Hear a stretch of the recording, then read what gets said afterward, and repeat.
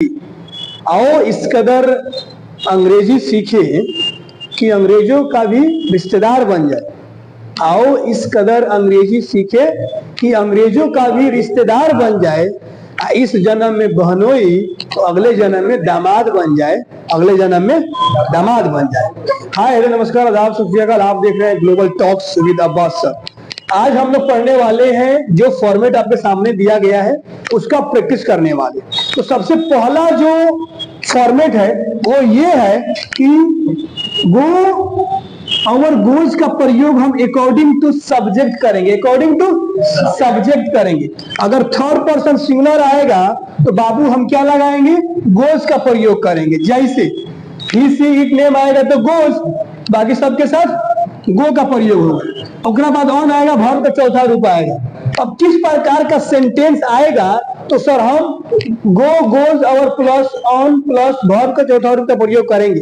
तो याद रखिएगा, जब कभी भी इस प्रकार का सेंटेंस आपको दिखेगा, जैसे वो हंसती रहती है, वो खाती रहती है, वो चिल्लाती रहती है, वो बोलती रहती है, वो सोता रहता है, वो पढ़ता रहता है, वो चिल्लाता रहता है, गांव देहात में भी घर में भी लोग ऐसा ऐसा सुनने को मिलता है।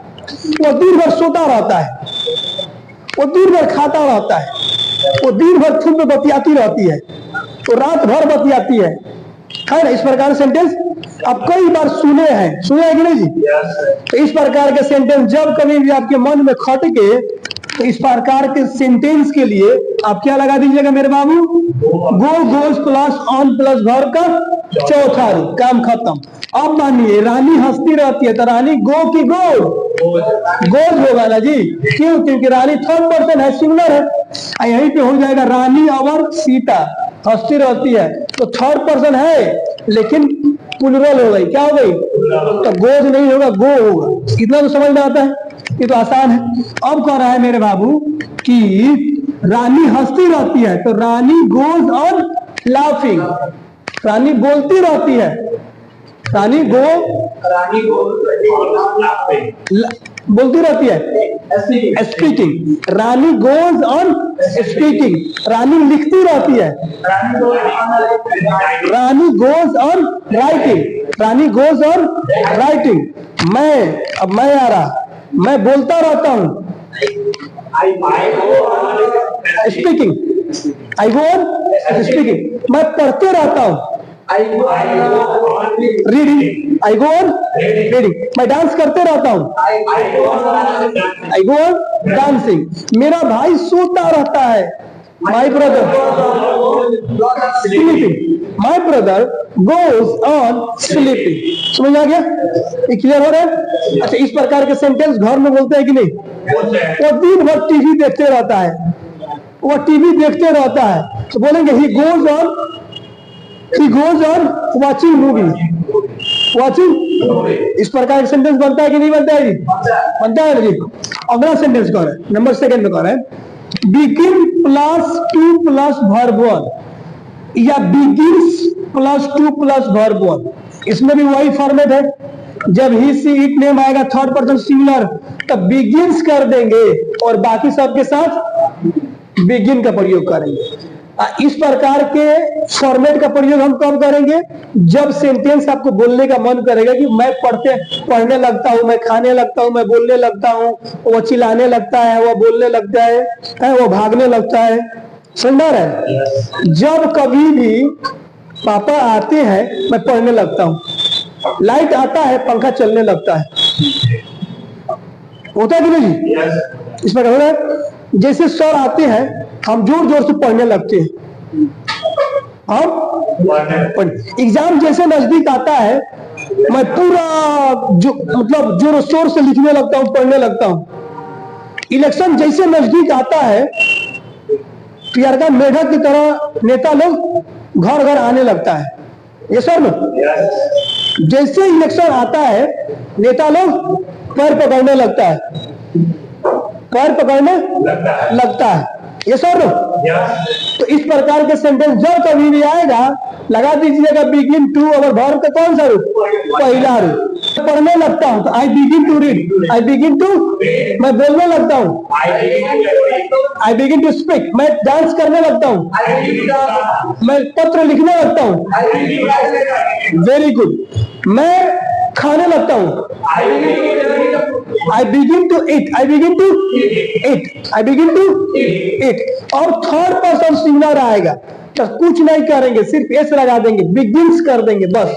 जैसे वह बोलने लगती है तो सी बिगिंस टू स्पीक। वह खाने लगती है, वह चिल्लाने लगती है, cry, she begins to cry, she begins to cry. समझ में आ गया?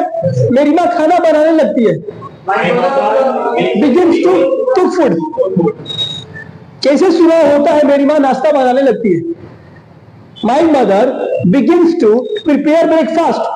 काम करता है ना? तो इस प्रकार के सेंटेंस आराम से बन जाएगा। अब कह रहा है कि डू और डज का प्रयोग करेंगे, भारत का पहला रूप लगाएंगे, तो इसमें अगर डू या डज का प्रयोग हो गया तो सेंटेंस एकदम प्रेशराइज कर दिया। जैसे मैं पढ़ता ही तो हूँ, मैं खाता ही तो हूँ, मैं मेहनत करता ही तो हूँ, मैं बोलता ही तो हूँ, है ना? तो इस प्रकार के सेंटेंस कब बोलता है? जबकि हेल्पिंग वर्ब नहीं है, याद रखिएगा। खाली आएगा कि सर आई रीड, यानी मैं पढ़ता हूं, आई डू रीड, मैं पढ़ता ही तो हूं। मैं बोलता हूं, आई स्पीक, अब मैं बोलता ही तो हूं, आई डू स्पीक। मैं लिखता हूं, आई राइट, अब मैं लिखता ही तो हूं, आई डू राइट। काम करता हूं। तो ये सेंटेंस प्रेशराइज है। अब कह रहा है कि वो पढ़ती ही तो है, तो सी रीड। काम खत्म, एकदम आसान फॉर्मेट है।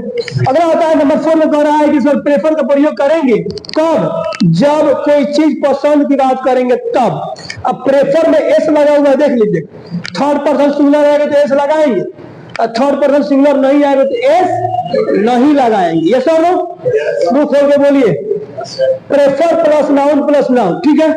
जैसे एग्जांपल में कभी कभी आपको मिला होगा कि भैया बच्चे पिता से ज्यादा माँ को पसंद करते हैं, बच्चे पिता से ज्यादा माँ को पसंद करते हैं। तो जिस चीज को पसंद करते हैं उसको पहले लिखेंगे, और जिसको पसंद नहीं करते हैं उसको पीछे लिखेंगे। यस और no?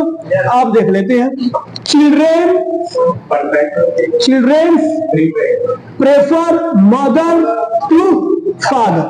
Children prefer mother to, mummy को पसंद करते हैं पहले लिखे हैं, पिताजी को पसंद कब करते हैं तो क्या करते हैं? पीछे लिखे हैं।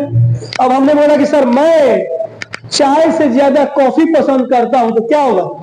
आई prefer coffee, I prefer coffee to tea. काम खत्म। इन हो जी। अब कह रहा है कि मैं लिखने से ज्यादा बोलना पसंद करता हूं, स्पीकिंग। अब इसमें नाउन था तो नाउन का प्रयोग हो रहा था। अब बोलना और लिखना ये वर्ब है, याद रखिएगा। तो वर्ब का रूल देख लीजिए, वर्ब का प्रयोग करेंगे तब प्रेफर आएगा, एस और एस लगेगा अकॉर्डिंग टू सब्जेक्ट। अब वर्ब का चौथा रूप टू है, फिर वर्ब का चौथा रूप। उसमें नाउन था, इसमें आईएनजी लगाएंगे, इसमें आईएनजी लगाएंगे, वर्ब नहीं है, इसमें वर्ब आ रहा है। जैसे मैं खेलने से ज्यादा पढ़ना पसंद करता हूं, तो खेलना भी हमारा क्या है? वर्ब है। अब पढ़ना भी हमारा क्या है? वर्ब है। तो वर्ब है तो वर्ब का चौथा रूप लगाएंगे। जैसे I prefer reading to playing, मैं लिखने से ज्यादा बोलना पसंद करता हूं, I prefer speaking to writing. मैं डांस करने से ज्यादा देखना पसंद करता हूं, prefer watching dancing, I prefer watching to dancing. समझ में आ रहा है? इस प्रकार के सेंटेंस जब कभी भी हमको मिलेगा बता लीजिएगा। और ये घरेलू सेंटेंस है। कौन सेंटेंस है? घरेलू सेंटेंस है। मैं भारतीय नारी से ज्यादा रशियन नारी पसंद करता हूँ, क्या होगा? I prefer Russian female to Indian female. वो तो नाउन है, वो तो वर्ब नहीं है। I prefer Russian female to Indian female.